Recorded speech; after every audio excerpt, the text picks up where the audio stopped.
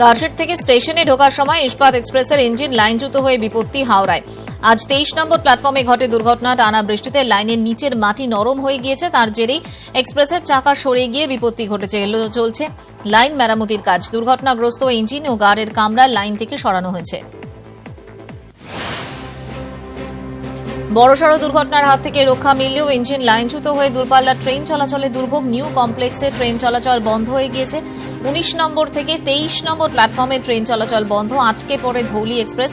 সম্বলপুর জগন্নাথ জ্ঞানেশ্বরী মুম্বাই হাওড়া মেলকে সাঁতরাগাছি স্টেশনে থামানোর ব্যবস্থা করা হয়। ইঞ্জিন লাইনচ্যুত হওয়ায় হাওড়া স্টেশনে বন্ধ 5টি প্ল্যাটফর্ম। ঘটনাস্থলে রেলের ইঞ্জিনিয়াররা। বিভিন্ন স্টেশনে আটকে লোকাল ও দূরপাল্লার ট্রেন। কাজের দিনে দুর্ভোগ যাত্রীদের। ট্যাঙ্কারের চাকার পিষে মৃত্যু ঘিরে উত্তপ্ত দত্তপুকুরের টাকি রোডের কদম্বগাছি এলাকা। আজ সবজি বোঝাই ঝুড়ি নামানোর সময় রাস্তায় পড়ে যান কামাল উদ্দিন নামে এক ব্যক্তি। সে সময় ট্যাঙ্কারের চাকায় পিষ্ট হয়ে মারা যান তিনি।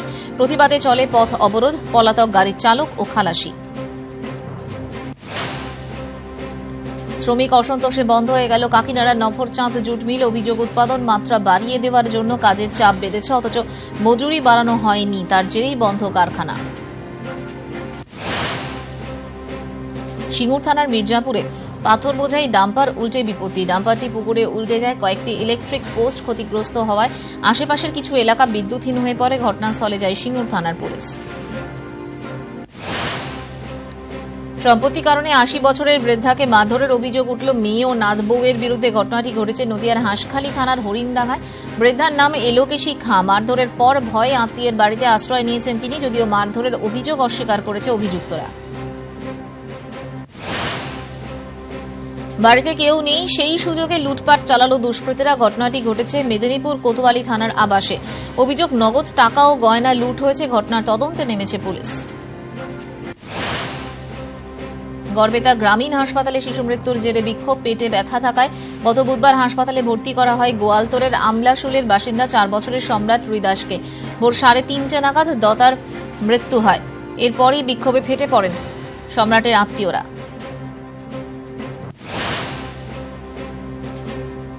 শিউরিরা হাটজন বাজারে বাড়িতে দেহ ব্যবসার অভিযোগ। স্থানীয় বাসিন্দারা ওই বাড়ি ঘেরাও করে 2 মহিলা ও 1 পুরুষকে আটক করা হয়। বাড়ির মালকিনকেও তাদের পুলিশের হাতে তুলে দেওয়া হয়।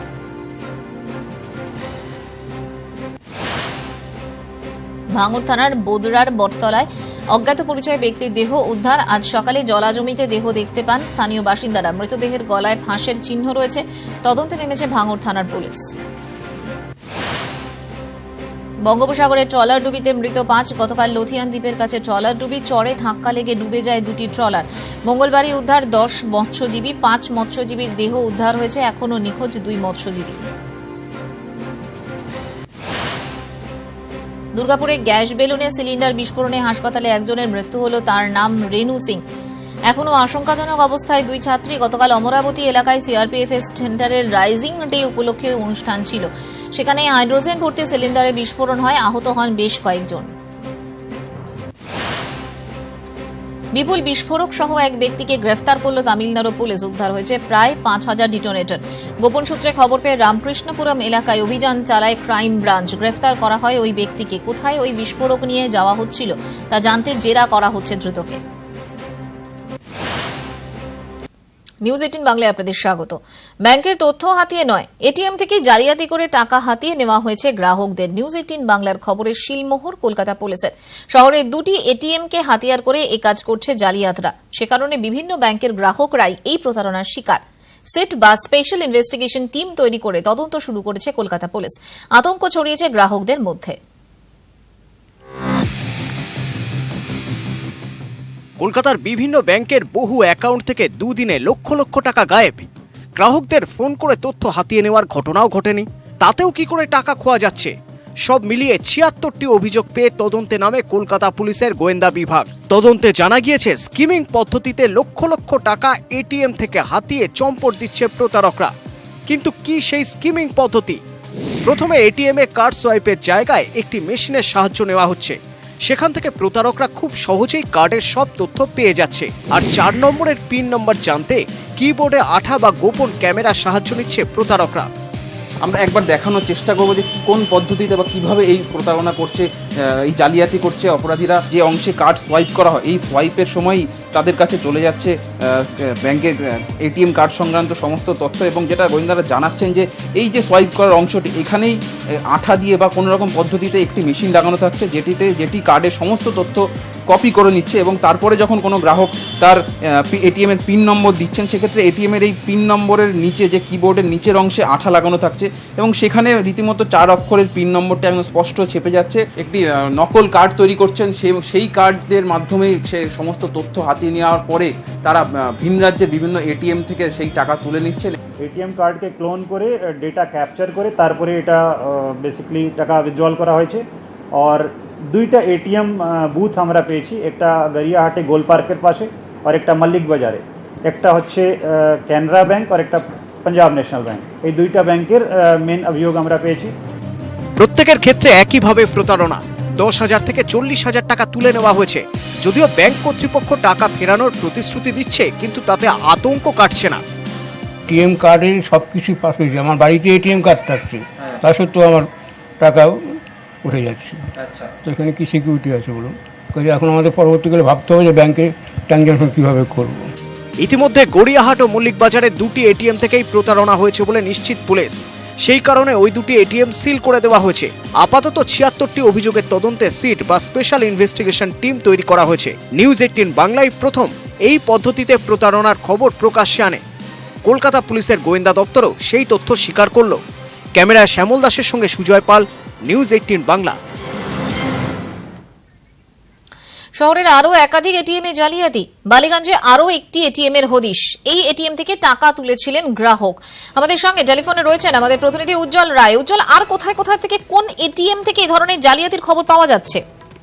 দেখো, বালিগঞ্জের আন্ধ্রা ব্যাংক, সেখানে একটি অভিযোগ নতুন করে সামনে এলো। অর্থাৎ যে দুটি ব্যাংকের কথা কালকে জানা যাচ্ছিল, যে মল্লিক বাজারের পিএনবি এবং গড়িয়াহাটের কানাডা ব্যাংক, সেখানেই শুধু আজকে নেই, যে দুষ্কৃতীদের জাল কিন্তু আরো অনেক দূর পর্যন্ত বিস্তার হয়েছে। এবং তার মধ্যে অন্য একটি আন্ধ্রা ব্যাংক এবং আন্ধ্রা ব্যাংক বালিগঞ্জ শাখা, সেই জায়গায় একটি নতুন করে একটি অভিযোগ সামনে এলো। অর্থাৎ এখানে দেখা যাচ্ছে যে দুষ্কৃতীরা কিন্তু একটি জায়গাতেই কিন্তু আবদ্ধ থাকেনি, তারা বেশ কয়েকটি জায়গা আরো নতুন করে তারা খুঁজে নিয়েছে এবং সেখানেও তারা একই রকম ভাবে অপারেশন চালিয়েছে। ফলে এখন কিন্তু গ্রাহকদের মধ্যে আতঙ্ক আরো বাড়ছে যে কোনো ব্যাংকেই তারা নিশ্চিত হতে পারছে না যে কোনো এটিএম থেকে তারা টাকা তুলবেন বা তুলবেন না। তার কারণ যেভাবে কিন্তু সামনে একটা ঘটনা সামনে চলে আসছে, সেক্ষেত্রে কোনো ব্যাংকের এটিএমকেই তারা বিশ্বাস করতে পারছেন না।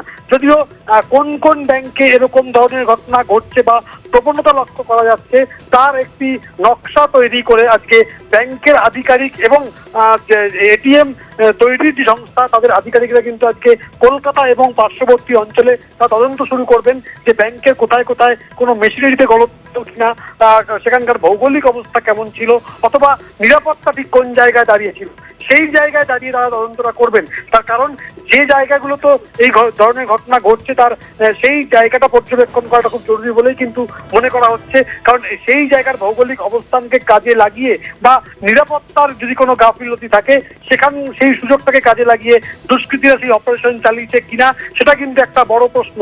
সেই জায়গায় দাঁড়িয়ে গ্রাহকদের মধ্যে সচেতনতা বাড়ানোর কথা বারবার করে বলা হচ্ছিল।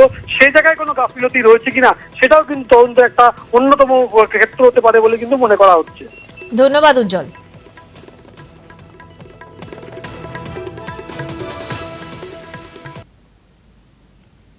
আমার ছেলে 27শে জুলাই 9:50 সময় ও দেখছে একটা SMS ঢুকছে যে 10,000 টাকা ওর ব্যাংক থেকে কেউ তুলেছে। তারপর আবার দেখছে 9:55 আবার 10,000 ওর অ্যাকাউন্ট থেকে চলে গেছে। অথচ ও বাড়িতে, আমরা প্রত্যেকে বাড়িতে, এবং কার্ড ওর সাথে রয়েছে। এটা ছিল ওর অন্ধ্র ব্যাংকের অ্যাকাউন্ট থেকে। বললো না, আমি 17 তারিখ 4,000 টাকা একবার তুলেছিলাম অন্ধ্র ব্যাংক থেকে, আর 26 তারিখ মানে আগের দিন ও পেট্রোল পাম্পের থেকে ও টাকা মানে কার্ড সুইপ করে ও তেল ভরেছিল আর এই গোলপার্ক পেট্রোল পাম্প থেকে, আদারওয়াইজ ও কিছু আর করেনি। ব্যাংক প্রথমে কিছুই আমাদেরকে অতটা মানে সিরিয়াসলি ব্যাপারটা নেয়নি, তারপর আমার হাজবেন্ড অনেক বলাতে তখন বললো ঠিক আছে। ওনারা বিশ্বাসই করছেন না যে এরমভাবে হতে পারে, যে ওনারা বারবার বলছেন আপনারাই ঘুরিয়ে ফিরিয়ে। আর পুলিশ মানে আমাদেরকে বললেন যে ছেলের কার্ডটাকে ক্লোন করা হয়েছে, আমরা জিনিসটা জানি না ব্যাপারটা কি। তখন ওনারা বললো যে ব্যাংক কিন্তু টাকা দিতে বাধ্য, 72 ঘন্টার মধ্যে যদি আপনারা ব্যাংকে জানান ওনারা দিতে বাধ্য। এটিএম প্রতারণা চক্রের ফাঁসে সিট গঠন করে তদন্ত শুরু করেছে কলকাতা পুলিশ। আপাতত বন্ধ করা হয়েছে শহরের 2টি এটিএম, তবে এমন আরও কত এটিএমে প্রতারকরা ফাঁদ পেতে রয়েছে তা অজানা। তাই প্রতারকদের হাত থেকে রক্ষা পেতে বাড়তি সতর্ক থাকতেই হবে, এমনই পরামর্শ পুলিশের। এটিএমে লুকিয়ে বড় বিপদ, কার্ডের তথ্য হাতিয়ে টাকা লোপাটের অভিযোগে চাঞ্চল্য। এই ঘটনার তদন্তে নেমে অবাক ফরেনসিক বিশেষজ্ঞরা। কিভাবে এটিএমে টাকা লোপাটের ছক সাজিয়েছিল জালিয়াতরা তার প্রমাণ মিলেছে গড়িয়াহাট ও মল্লিক বাজারে। সেই এটিএম দুটি সিল করা হয়, বাজেয়াপ্ত করা হয় কার্ড সোয়াইপ করার অংশ। গোটা ঘটনার তদন্তে ইতিমধ্যে স্পেশাল ইনভেস্টিগেশন টিম তৈরি করেছে লালবাজার, এবং তারপরেই ফরেনসিক বিশেষজ্ঞরা এসে প্রায় 40 মিনিট ধরে পরীক্ষা করেন ওই গড়িয়াহাটের রাষ্ট্রায়ত্ত ব্যাংকের শাখার যে এটিএম রয়েছে সেখানে। দুটো জিনিস মূলত তারা দেখেছেন, এই যে এই জায়গাতে আমরা সাধারণত কার্ড সোয়াইপ করি এবং তারপরেই যে স্ক্রিনে যে ধরনের আমরা ব্যাংকের কাজ করতে চাই সেই সংক্রান্ত নির্দেশ আসে। ক্যামেরা জাতীয় কোনো কাউন্টার ফিট কোনো ইকুইপমেন্ট ইউজ করা হয়েছে, যেটা হয়তো পিন কার্ডকে কপি করার জন্য, অথবা কোনো কাউন্টারফিট অ্যাটাচমেন্ট যেখানে কার্ড ইনসার্ট হচ্ছে সেখানে লাগা হচ্ছে। It's a process of skimming. এই পরিস্থিতিতে বাড়তি সতর্ক থাকার কথাই শুনিয়েছেন কলকাতা পুলিশের জয়েন্ট সিপি ক্রাইম। লাইক কি নিজের এটিএম এর যে পিন নাম্বার হয় ওটা কাউকের সঙ্গে শেয়ার করা যাবে না। এটিএম কার্ড যখন ব্যবহার করা হচ্ছে, যখন আপনি এটিএম বুথে যাচ্ছেন, তখন যাতে নিজের আইজ ইয়ার ওপেন করে একটু কিছু নজরদারি রাখা, চেক করে নেওয়া কি আশেপাশে আর কেউ লোক ওর মধ্যে অ্যাভেলেবেল আছে কি নেই, একটা বেসিক প্রিকশনস নেওয়া এটিএম অপারেট করার আগে, ওটা আমরা আবার সবাইকে অনুরোধ করছি। শহরে এমন আরও কত রক্ষীবিহীন এটিএম আছে তা জেনে পরীক্ষার ব্যবস্থা করেছে পুলিশ। ব্যাংক কর্তৃপক্ষকেও জানানো হয়েছে, তবে বিপদ যে অলক্ষ্যে উঁত পেতে রয়েছে তা বলাই যায়। ক্যামেরায় সুদীপ গুছাই তো শ্যামল দাসের সঙ্গে আবির ঘোষাল, সুজয় পাল, নিউজ 18 বাংলা।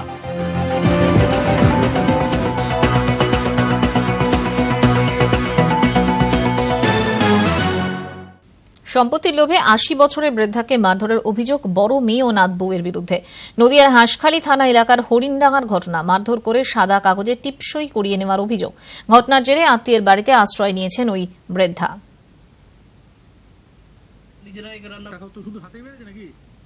দুজনে দেখে দিছি, আর এখন যেটুকু আছে সেইটুকু নিয়ে উনি নেবে। ওই গলা চেপে যাচ্ছিল, চেপে ধরে কি করলো?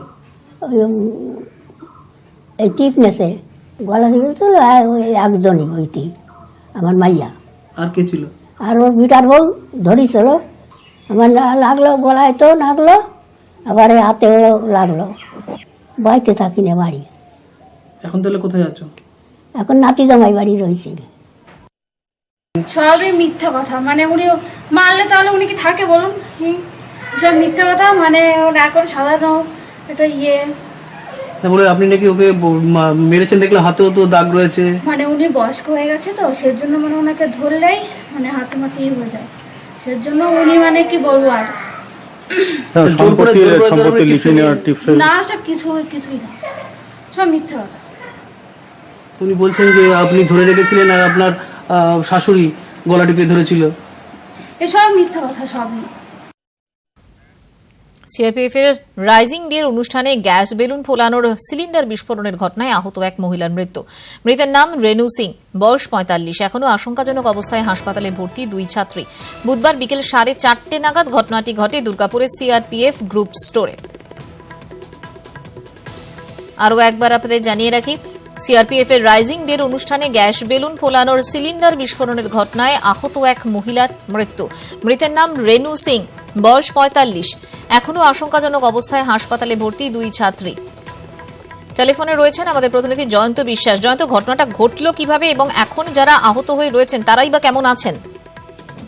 মঞ্জিয়া, দুর্গাপুরের এই সিআরপিএফ গ্রুপ সেন্টারে রাইজিং ডে অনুষ্ঠান চলছিল গতকাল। গতকাল বিকেলবেলা যখন এই অনুষ্ঠানের প্রায় শেষের দিকে, সেই সময় একটি বেলুনের গ্যাস সিলিন্ডার থেকে বেলুনে গ্যাস ভরা যে কাজ চলছিল, সেই অনেক বাচ্চা, স্কুলের ছুটির পর অনেক বাচ্চা সেখানে জমায়েত হয়েছিল। সেই সময় হঠাৎই ওই সিলিন্ডারটা বিস্ফোরণ ঘটে।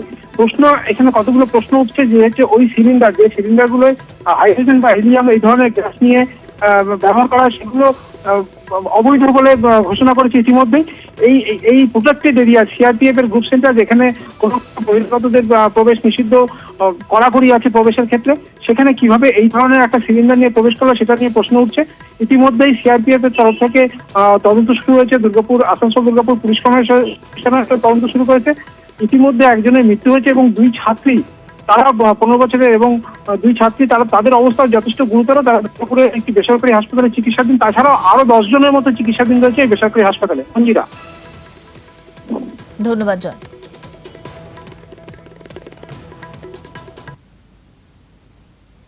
চিকিৎসায় গাফিলতিতে শিশু মৃত্যুর অভিযোগে উত্তাল গড়বেতা হাসপাতাল। গত রাতে পেটে ব্যথা নিয়ে ভর্তি হয় 4 বছরের শিশু। রাত 3:30 নাগাদ মৃত্যু হয় তার। ঘটনায় বিএমওএইচ ও থানায় অভিযোগ দায়ের করেছে শিশুর পরিবার। চিকিৎসায় গাফিলতিতে শিশু মৃত্যুর অভিযোগ এবার গড়বেতা হাসপাতালে। টেলিফোনে রয়েছেন আমাদের প্রতিনিধি সৌমিক মজুমদার। সৌমিক, ওই শিশুর পরিবারের ঠিক অভিযোগটা কি? দেখো, শিশুর পরিবারের অভিযোগ গতকাল রাত 12টা নাগাদ হঠাৎই সম্রাট রুইদাসের পেট ব্যথা হতে শুরু করে এবং তারপর তারা স্থানীয় চিকিৎসককে দেখান।